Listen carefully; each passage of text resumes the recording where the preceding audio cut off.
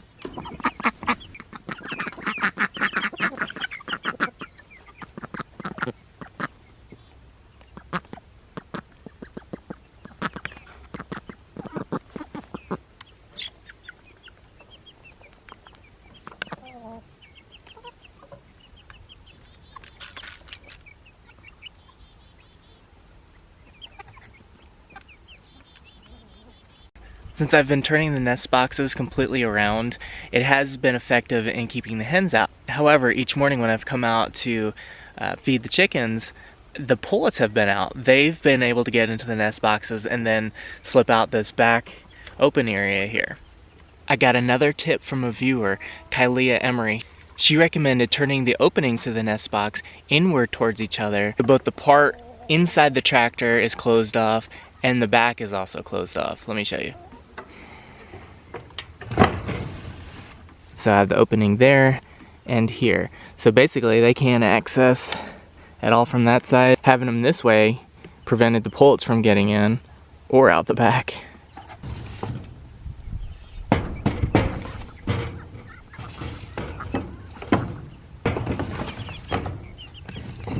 Check this out, I gave the sheep last night at dusk another flake of hay, and they have all this hay left still. And I think most of that flake wound up on the ground here.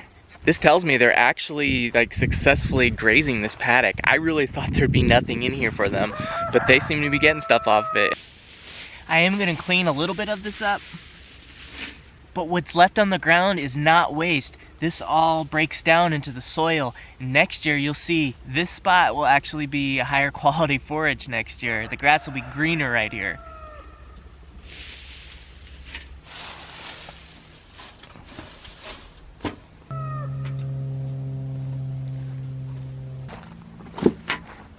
Hey guys, you can come around the fence. I guess they're not fully awake yet. They can't figure out to go around the fence and come into the paddock. My plan is to keep moving the feeding trough. That way the hay that they spill everywhere, that's gonna get spread out throughout the paddock for the next few days as long as they're in here. Having the hay spread around like that is actually an important element to my pasture rehabilitation plan. The hay that doesn't spill out of the feed trough still gets to the ground looking like this. Either way, I can't lose. There you go, guys, you figured it out. I knew you could do it. Good morning. Good morning. Last week when we were out at the Sheppard Ranch, John Sheppard gave us a tour of the farm, showed us all around, and I got some footage of that. You guys saw some of the footage I took in the video called Getting Pullets. But I got some additional footage that you haven't seen. Some of it was John just talking about the breeding standards for the copper Moran and just some other various bits that I thought might be neat to share with you. How you doing, Dad? Great. Good to see you, bud. Likewise. Okay, so here we have my daughter Alexa. She is very soon to be 10 years old. 9 for another 2 days. And then this is her good friend Michael. He comes by and helps her out sometimes. So this would be Morans, whether it's a black copper or blue copper Morans. This is from a Rhode Island red, kind of your more standard color, brown eggs, and this is from an Americana. Now, the Americana is a little different from the Easter egger. It should always be blue, and there are certain other characteristics that make it unique, but you know, there are people out there, generally speaking, if you get an Americana from someone like us, like a breeder, you're going to get a true Americana. Right. More often than not, when people get them from like the hatcheries or even farm shows, they think they are, I think, but they're not. It's just not long enough. Okay, great. We breed them to the French standard, which requires feathered feet and shanks, and you know, she's pretty good shape there for her age. She's got really nice ones. And then this is a blue. You wanna, yeah. So that would be, and it's if when she's all wet, you must have gotten them in the water there. But they're gonna be more of a gray color. They call it a blue, but it's really, to me, it's more of a gray. So we're selecting for the darkest eggs, which, you know, you can't tell from here because they're not laying eggs yet. But we start with that, and then from there, what I'm just looking for are really nicely feathered feet and just an overall good conformation on the bird. So, hi, how are you doing? Yeah, that's really it's just a feather that came out. I'm gonna close this. How are you?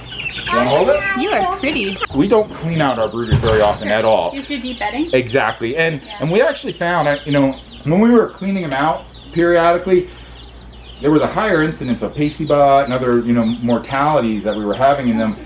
And I don't have any true scientific data to back this up, but I think that you just get the beneficial little microorganisms in there. And I think because they're constantly scratching, eating, and all that. And I actually think it's beneficial to them to just leave it for, you know, for a while, for months, you know, at times, and just keep building up the pellet or whatever bedding you're doing in there. So that's the Morans. These are Americanas.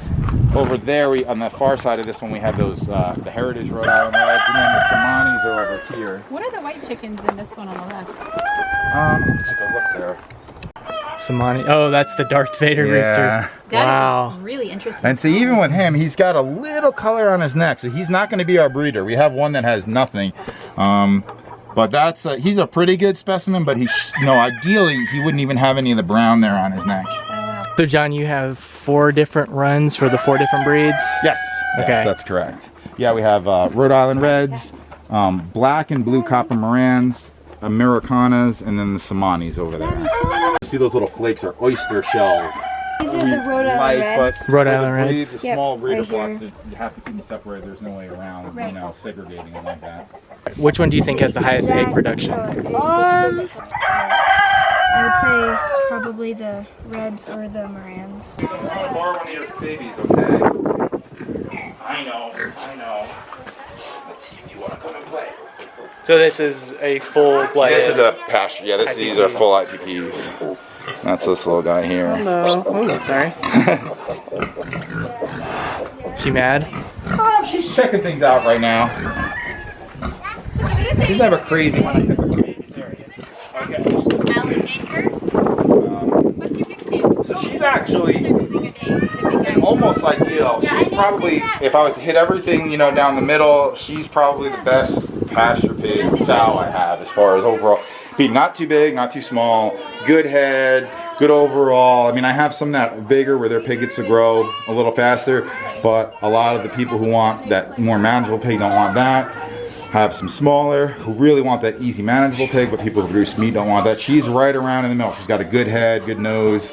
She's real fat right now because she just had a litter, you know, but she's a really good What is her normal weight? I mean, I haven't had her on a scale in a while. I would guess, you know, she would probably be in that low 325 to 350 when she was leaned up a little bit, where she's probably in the 4s right now. And so that one has great color, and that fence is hot right here, bud. Be careful though. This one has really good color, a great head. It is one of the smaller ones in the litter there, which for her, I would give it some time. Now, if it was one of my smallest sows and her smallest, I wouldn't want that. One of my biggest sows and their smallest, it's kind of okay. So for her, I'd want to see if this thing, how this grew, and if as long as it grew good, it would be a potential match for somebody who is more of a homesteader type, wanted an easier, smaller bore. Right. And that might be a girl. No, that's a boy. So. Wow. Come here, girl. Allie, show her some of those suckers. She'll love you. And she just came by calling her name. That's incredible. To be any more lovey, Dad. Yeah, she doesn't need to be any more lovey. So these are Aspen Suckers. Yes. They're called a Finn sheep. That's their breed. It's a Finn, from Finland, so it's all one word, Finn sheep. They're a multi-purpose breed, an old heritage breed. They're considered a multi-purpose. They have the wool is kind of a medium fine wool. They're raised for wool and for meat, and some people do milk them as well. We don't.